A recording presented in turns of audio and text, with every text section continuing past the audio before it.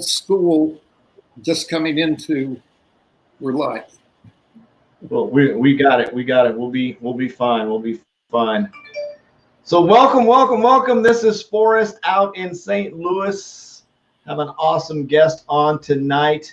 And if you can see the banner up here, it says accountability.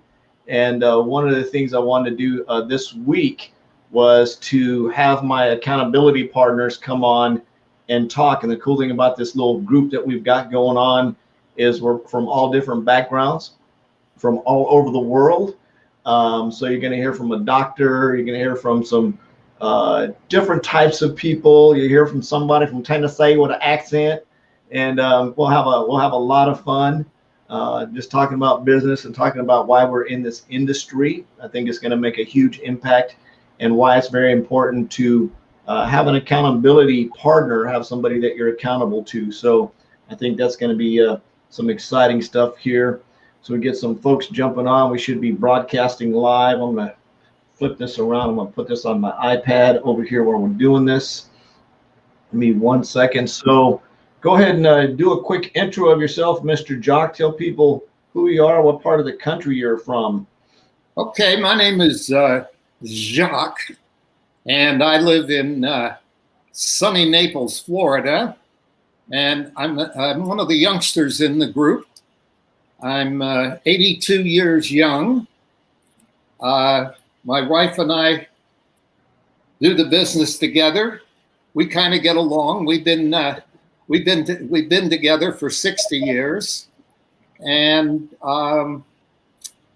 what is my life? Well, early on in my youth, up until I guess I retired from corporate America at the age of 46. This is back in the 80s, and at that time I had a little side project going on. I came out of the computer industry and I founded a little software company in London, England. We lived abroad for 28 years, and we lived all over the world in the mainframe computer company. I was a project leader, so we went where the projects were.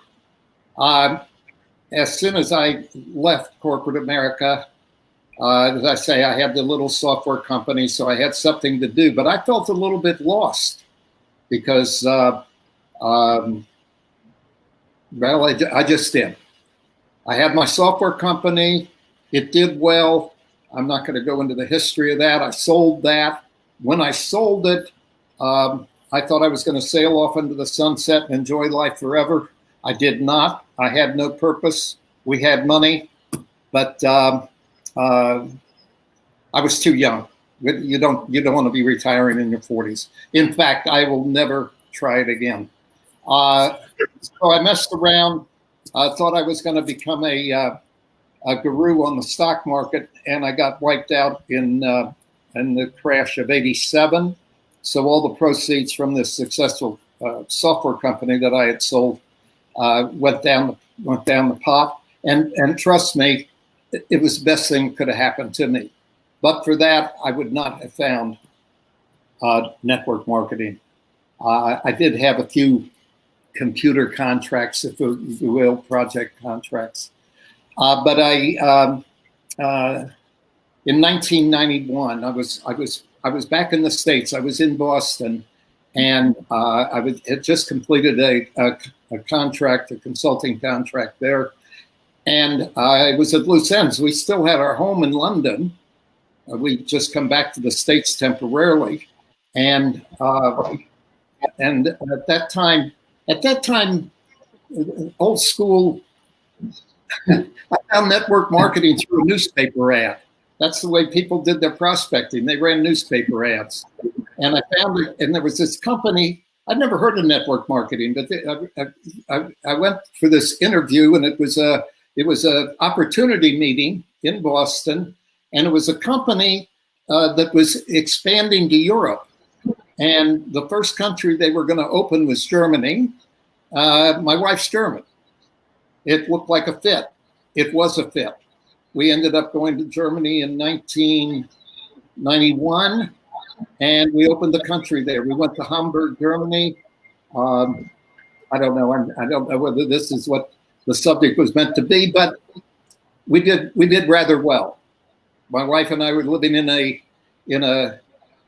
little bed and breakfast where the room was so small. They had two single beds and they were end to end, and only one of us could be out of bed at the same time.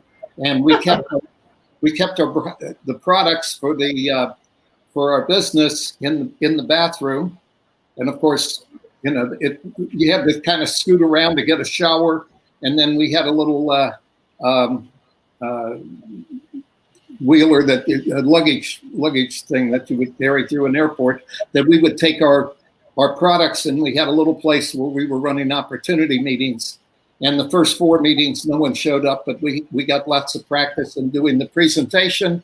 This was Hamburg, Germany, and a few years later, we were running 3 meetings a week, 100 to 150 people in each of the meetings, and a monthly thing of about 700 or 800 people. In other words, we were successful with this, and we opened up another country, Italy. This has no relevance to today, but things happened with the company we were at. People were jumping ship for various reasons. We were offered a country on its own with 2 other of their main distributors, and that was in Indonesia. We went to in 1997. We were only there about 8 months when all hell broke loose, and we were fortunate to get out alive. We were airlifted out, and we ended up back in the States after being away for 28 years with a couple $1,000s in our pocket, and that's all we had to show for it. Some friends of ours had been after us to join them in their company. We called them up in London and said, we're ready to get started. We were in Minneapolis, St. Paul at the time.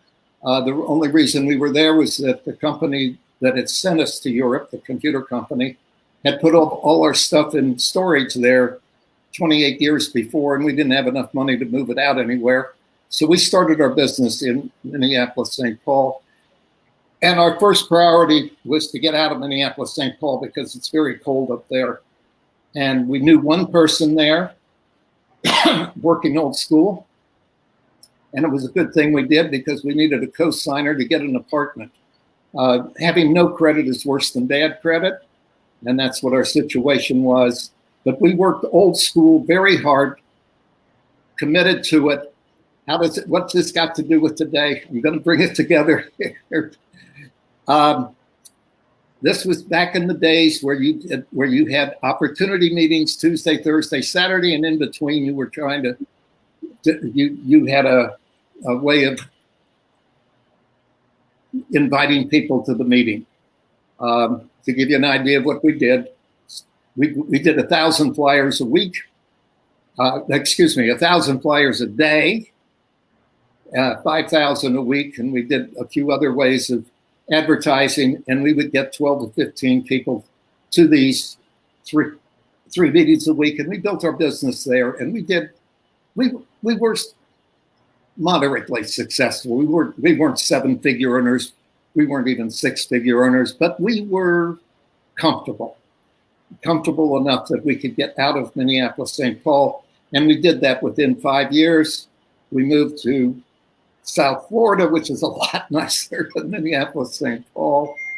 And basically, we retired on the job. And for those of you that are familiar with network marketing, duplication is how it works. So when we retired on the job, our leaders retired on the job. And after about 10 years of this, we found our residual income had reduced a very small piece of what it had once been, and we realized we had to get back to work. And by this point in time, social media had come into its own. I had kind of known that it would, but we knew nothing about it. That's when we got associated with the Higdon Group, and we started learning about social media. So we've been around the business now for not quite 30 years, but we're newbies. We're really newbies in the business. And in spite of all that, it sounds like a terrible story. We're delighted with it. My wife and I have had experiences that we wouldn't trade for anything. We've had a great life, and we enjoy being around network marketing. Why? Because of the people that are in network marketing. Absolutely. Yeah. I mean, anytime you go, we would find this anytime we go to a main event, 90% of the people at that event are super positive. There may be like 10%, which are like normal people, I guess. And then you realize you've left that event when you get to the airport, and the ratio is the opposite way. 10% of the people you run into are positive and 90% are not so good. So we like where we're at, and it keeps us young.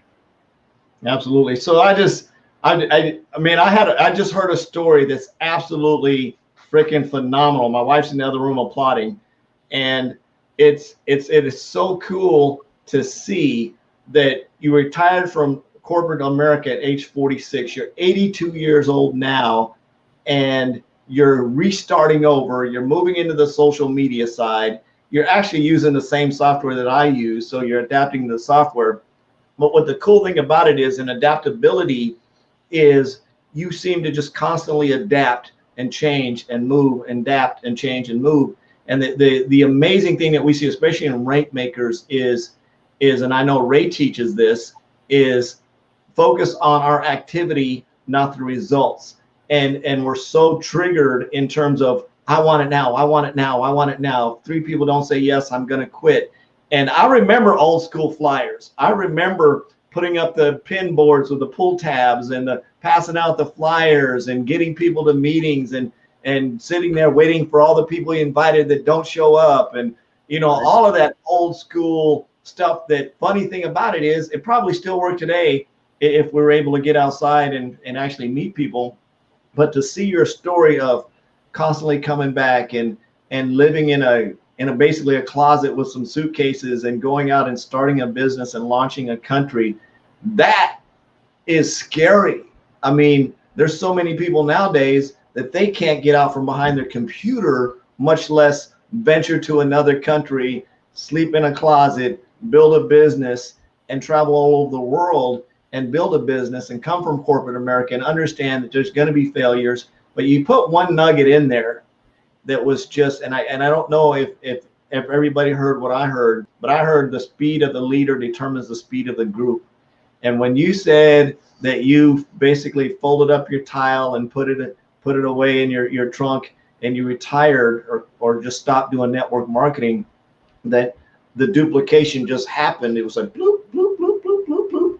Next thing, your residual income went away and you're like, oh, dang, and you're back at it again. So that's a very, very cool story in terms of just where you came from, where you're at, where you're going, and to, I always talk about, I'm 57 years old. I'm young, which in comparison to, having to be where you're at in basically 30, just under 30 years from now, thinking like, okay, what can I do in the next 25 years to still have an attitude like Jacques, to keep going after, to keep showing up, to keep doing what we need to do, to understand that it's business. It's not a get rich quick deal, but it's true business, because businesses go out of business. So said that this whole deal is about accountability. And when Elsa, she's both of our coaches. I think I said that right. She's your coach and my coach. And she reached out to me and she says, hey, got this guy, he's doing this, and we have our little accountability group. And so I called you on the phone, found out your story, and we invited you into the group, which was really cool. And the cool thing about it is when you told me the number of people that you were prospecting, is the cool thing about putting you in the group is that your numbers instantly, bam, you grabbed a hold of the beast. So I can tell where you're coming from. You grabbed a hold of the beast and you just ramped up your prospecting numbers literally overnight. Because here's the point that I'm making with this, and then I'm going to ask you some questions. Here's the point that I'm making with this. Your growth is determined by the people that you hang around with. My accountability partners in this group are actually absolutely awesome. and to be blessed to be. I didn't start the group. I was invited into the group, and I was like, it was perfect for me because I felt sometimes I was sort of on the outside with all the numbers that I'm doing, with the number of people I'm prospecting, the following up and stuff. I'm like, am I the only one doing this? Is it just me? And then be able to put myself in the group and then push the others and have that accountability, which is very, very cool. And have Doc Gardner put up the post that she put up about her story of how she overcame stuff and how she was doing all the numbers and how it was coming up. And then next thing you know, she has, it's like a kernel of popcorn, a kernel of corn you put on remember the old corn, the popcorn you put in the skillet, put the oil, and you would shake it and you would shake it and you would shake it and you wait for the kernels to pop, and you'd have to get the right heat. And that happened to her, and she had, several people, and I think she just said she enrolled a former basketball coach or somebody like that. So in terms of growth and things like that, what do you see, in moving into the accountability group and moving into Rank Makers, and I can see you on social media because you're doing your lives, what do you think in just, we'll say, the last couple of weeks that you've been in the accountability group, what do you think was the biggest impact of making that decision to do that? What happened? What was the result of that? I guess would be a better question. Well, there's a couple things that occurred here. Going back to the old school, when we were doing 3 meetings a week, you're out there in this negative atmosphere. You get to your meetings, you're there with your colleagues that are in the same business, and you pick each other up. All right, I miss that. I'm here in front of my computer. My upline is in Europe. I'm on my own. Well, my wife and I. And my wife and I really don't hold each other accountable. In fact, I think you're familiar with the term I'm going to use. We enable each other. All right.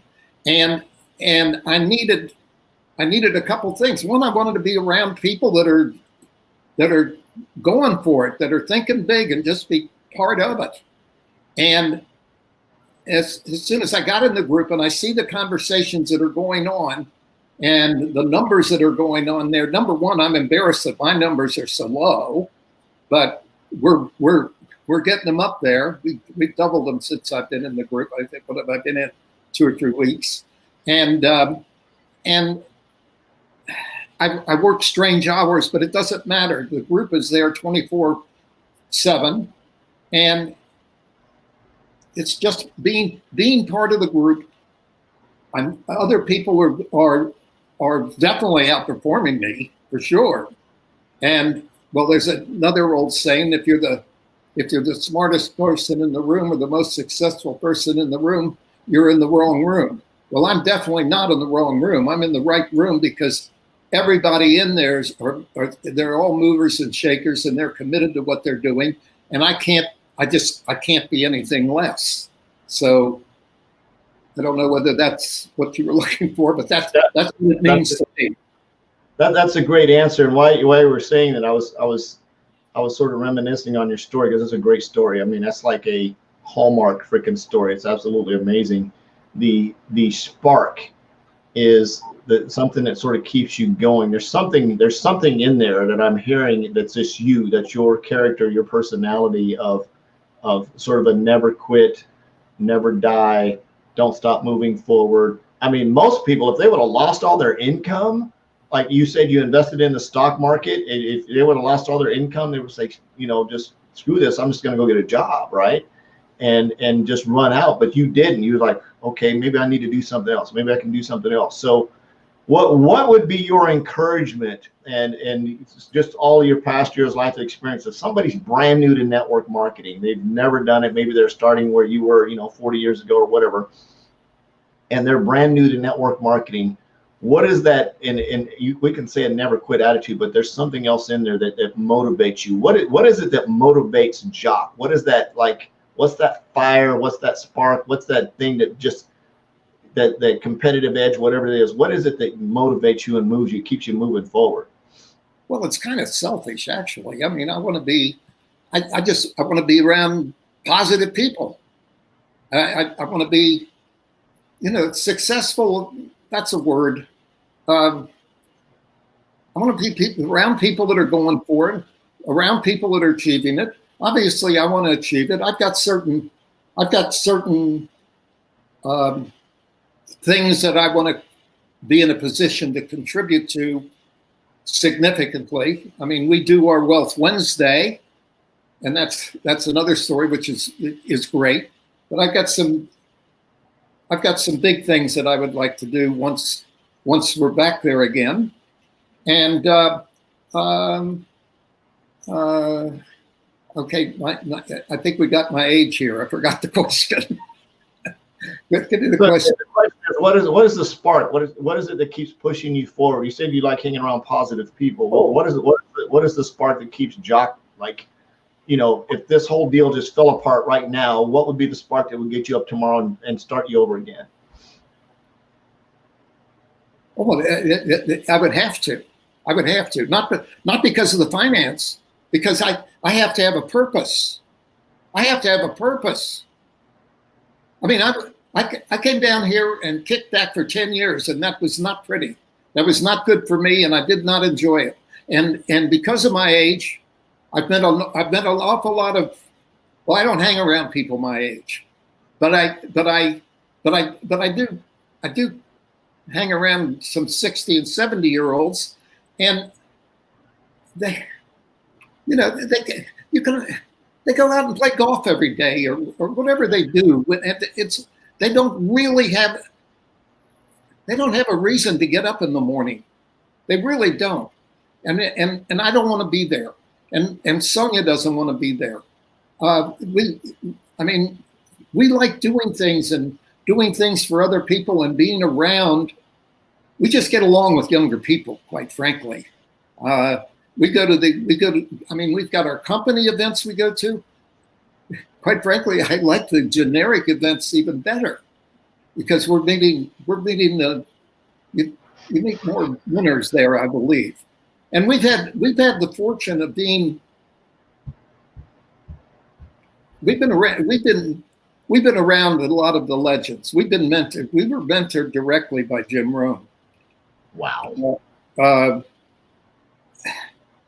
And he's had an influence on us. Our original upline, with the ones who went to, he took a team of 5 people to Germany, and he split up Germany. We took Hamburg, and this is somebody else who's well known in the business, and he's a 9-figure earner.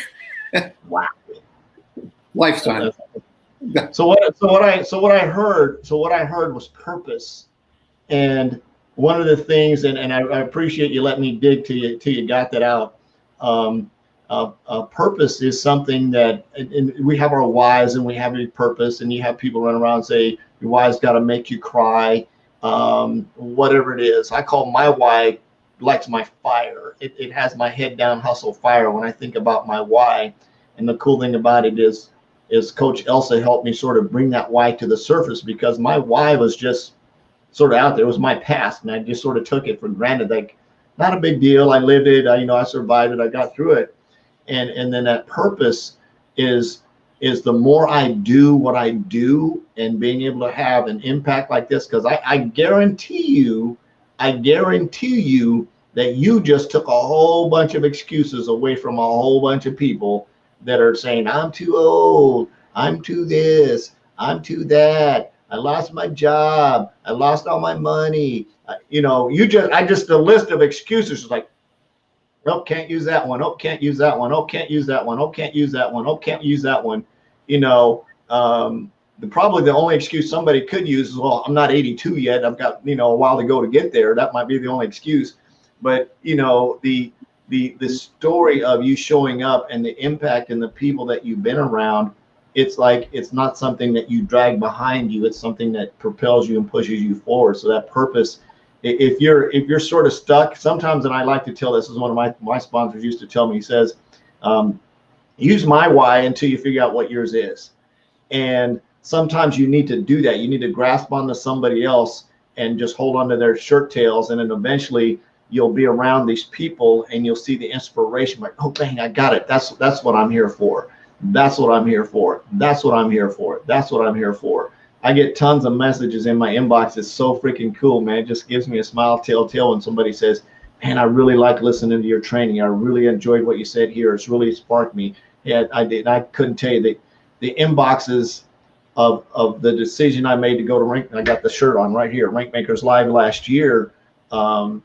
Just completely, I mean, talk about a 180-degree turn of directions because of the decisions that were made at that event catapulted me into a coaching position, you know, being able to meet somebody like you, just having those relationships and building some really cool relationships with people. I just can't wait to see. I wish Rank Makers Live was actually going to be live this year because I got a trunk full of hugs that I want to give to everybody, just like hug them until their freaking head pops, right?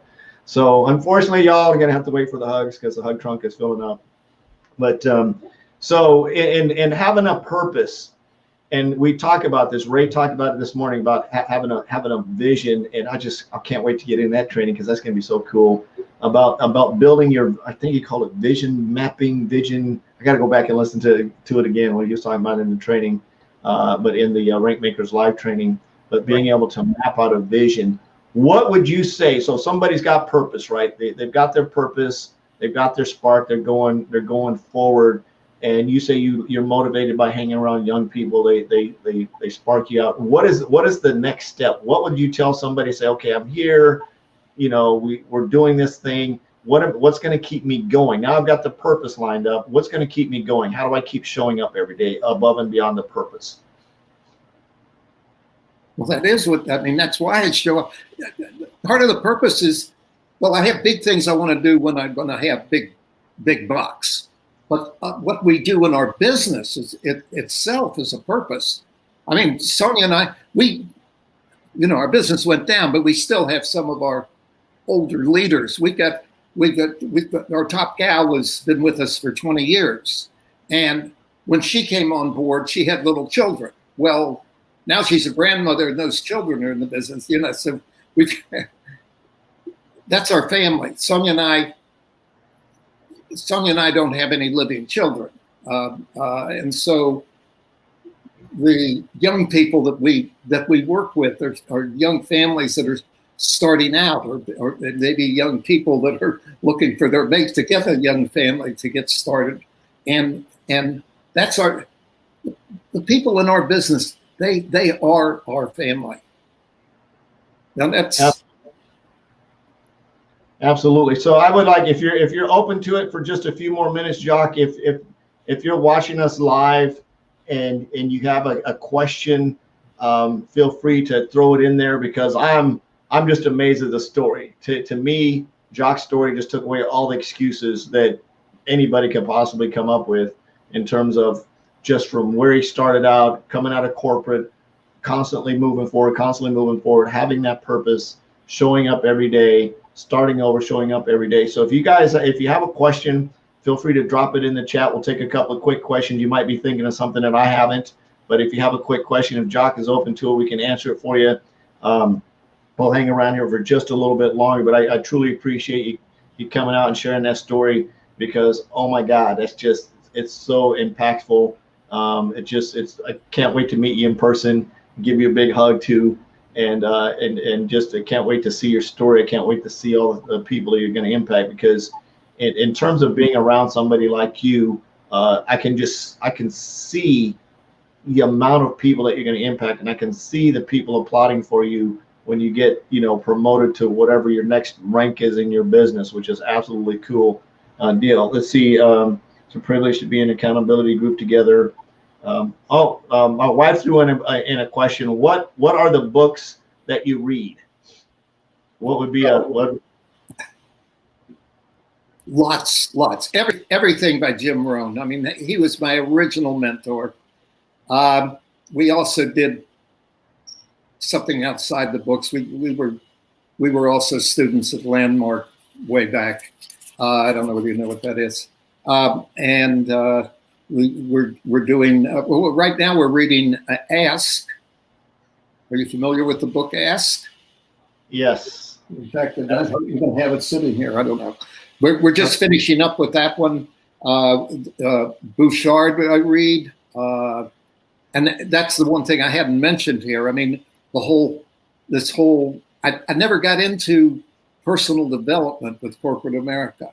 I had a good position with corporate America, but I was not a really good guy there. Yeah. I became me once I got involved with personal development. Yeah, this is the one we're just finishing up. Awesome. Yeah. So just absolutely cool. So Nympha, she asked, what's your morning routine?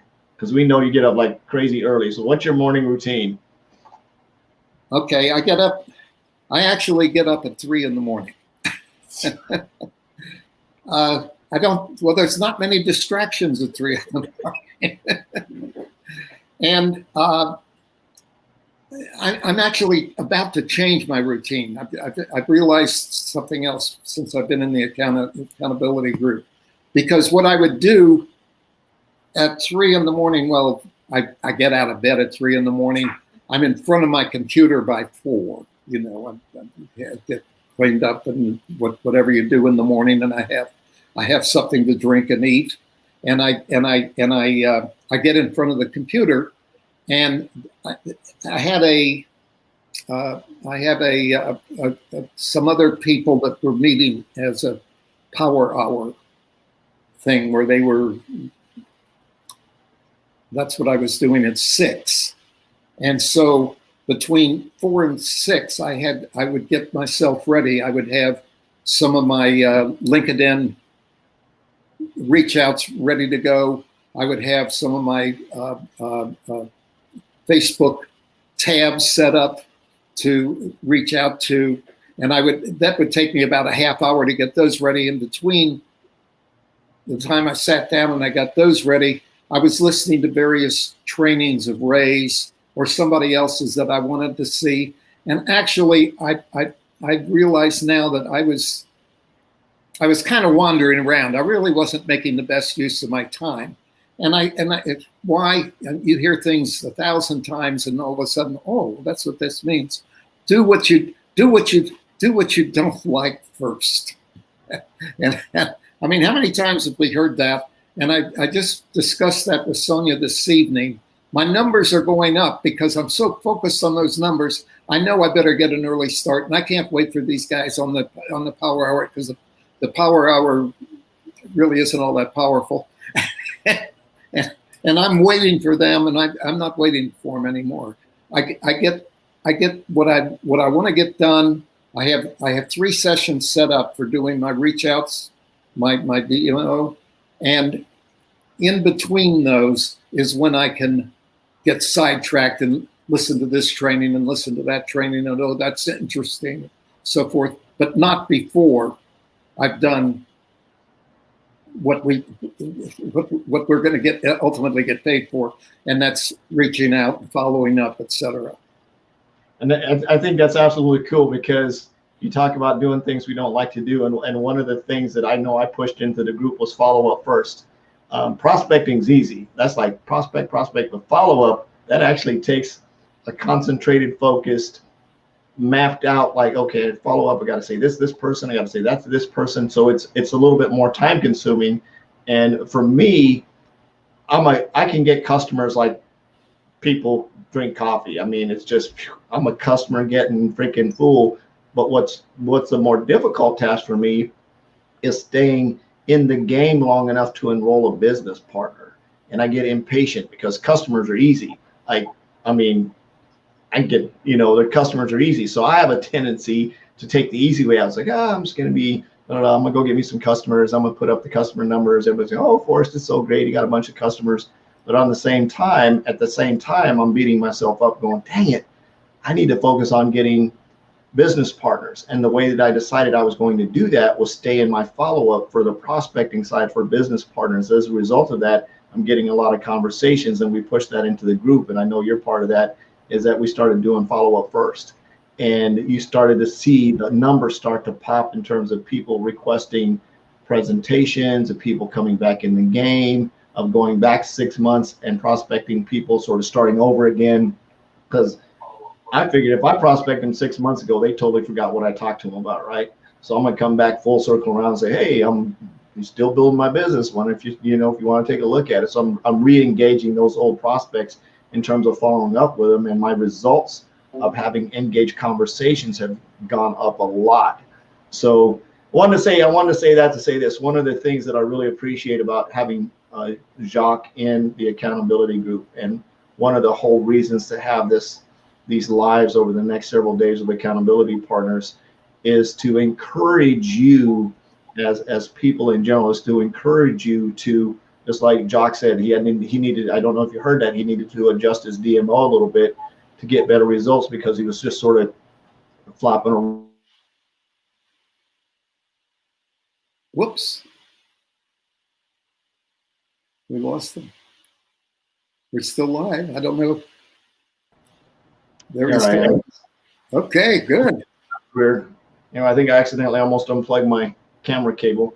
So anyway, as I was saying, I've adjusted my DMO multiple times as I grow and do things and adjust and change my follow-up process around. I've actually changed the number of people I prospect to a smaller number, because I realize how important follow-up is. So, and what Jacques said, sometimes we just need to look at, are we actually getting results? Or are we just showing up, playing chef in the kitchen and not really cooking anything, right? So the cool thing about having accountability partners is being able to plug into the group, having somebody say, okay, what script are you using? And they drop a script into that group. So the moral of the story is if you're a brand new person, or whatever, if you're not part of an accountability group, and we don't have like a Facebook group, we actually have a Facebook chat. We use a chat. Go out and find probably not more than 7 people. We actually have 6. I think there's 6 in our group. There's a little ladybug crawling around my monitor. We actually have 6 people in our group. I wouldn't go much more than maybe 7, and find some people that can push you, that aren't going to coddle you, that aren't going to be negative Nellies, that we're in here for a business and a purpose, that you can trust on each other, you can rely on each other, you can kick each other in the butt, and you can motivate and uplift people, and that you're not going to let a bunch of negative Nelly BS come into the group, because that's not going to help you. You need some accountability push partners that are going to say, hey, I just did this many numbers today, I did that many numbers today, we're going to show up and produce results. And they don't definitely, I would recommend trying to find a group of people that aren't in your business, because none of my accountability partners are actually in my personal business. Now, a couple of us are in the same company, but we're not in the same lineage. We don't earn any money off of one another. We're all in different businesses. So I would encourage you to find some people from different companies that you can work with, that you can trust, that you can build and push each other. Would be a huge, huge benefit to you if you want to explode your business. So that's all I've got. Appreciate the questions. I think I saw Doc Gardner just said she just signed up for Landmark. Yep, in September, so which is cool. So anyway, just wanted to say, really appreciate you coming by. Really appreciate your story. Was freaking awesome, man. I almost want to hear it again. Cool thing about this Facebook Live, so I can go back and listen to it again. Absolutely phenomenal story. You took away a lot of excuses. Truly appreciate you being the first guest on the accountability talks that we're having here. So the accountability summit, that's a good one. The accountability summit. So absolutely awesome. Really appreciate you. Any closing thoughts? Well, no, I appreciate what you're doing, that you're pulling this series together, and I'm looking forward to hearing everybody else in the group. Because normally, I mean, we have some conversation in the group, but everybody knows everybody else is busy, and they're not going to become too chit chatty. Whereas the lives that you're putting together here, well, I know that I'll get to know the others a little better and pick up some nuggets as well, I'm sure. So Absolutely. Thank you very much for putting it together for us. I really enjoyed being here this evening.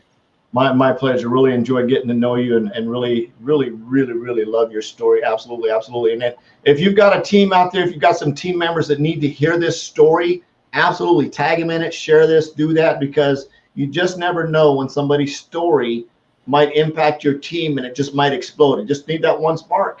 You just need that one spark, and boom, next thing you know, it's like, where'd that person come from? They've been sort of hibernating and sitting over here in the corner, and they hear that story and like, oh, boom, and it changed their thought process, or they feel less unique. So please tag your teammates, tell them to come by and listen to this story. It's absolutely amazing. Sir, I really appreciate you, Jacques, for swinging by and telling your story. We're out of here. I love you. Jesus loves you. There's absolutely nothing to do about it. On a mission to have no more empty refrigerators. Get an accountability group. Get an accountability partner. Let somebody hold you accountable. Go out and make an extreme impact. Peace out. We'll see you tomorrow. Bye-bye. Thank you. Bye-bye.